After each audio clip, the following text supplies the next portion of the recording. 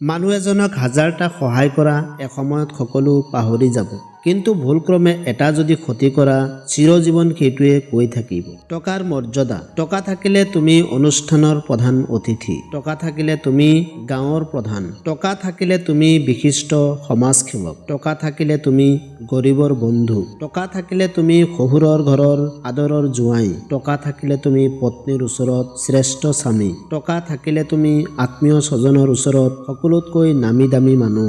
যাৰ ওচৰত টকা নাই তাৰ ওচৰত একো নাই। জীৱনলৈ বেয়া সময় আহে আৰু যায়, ঠিক সেইদৰে টকা পইচাৰো অহা যোৱা চলি থাকে। এই অহা যোৱা কৰা সময়খিনিৰ মাজতেই বহু চিনাকি মুখ অচিনা হৈ পৰে। কন্যা সন্তানক সুন্দৰভাৱে মানুহ কৰক, ল'ৰা নাই বুলি দুখ নকৰিব। দেখিবা সেই ছোৱালীজনীয়ে এদিন ল'ৰাতকৈ দামী হৈ পৰিব।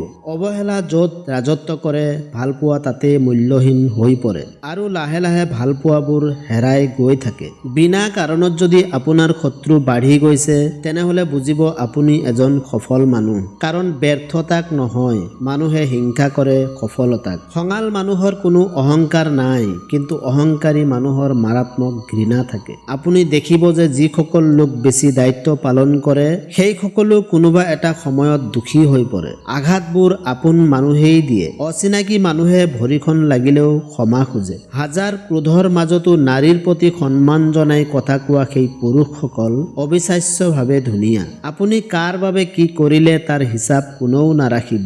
আপুনি কি কৰা নাই তাৰ হিচাপ সকলোৱেই ৰাখিব। সহজ সৰল হওক, কিন্তু সস্তীয়া নহব। কাৰণ সস্তীয়া বস্তু বা মানুহ আছে বা নাথাকক, গলিবলৈ দিয়ক, পচিবলৈ দিয়ক, কোনেও গুৰুত্ব নিদিয়ে। যিজন আপোনাৰ শত্ৰু তেওঁ কেতিয়াও আপোনাৰ বন্ধু হ'ব নোৱাৰে। তেওঁ সদায় আপোনাৰ ক্ষতি কৰাৰ চেষ্টা কৰিব।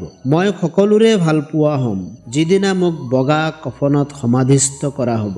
অপেক্ষা কৰাটো ভাল, কিন্তু অনিশ্চিত অপেক্ষা কৰাটো অৰ্থহীন। পৃথিৱীৰ সকলো বস্তু বুজিবলৈ কিছু সময় লাগে, কিন্তু কাৰোবাক ভুল বুজিবলৈ এটা ছেকেণ্ডেই যথেষ্ট।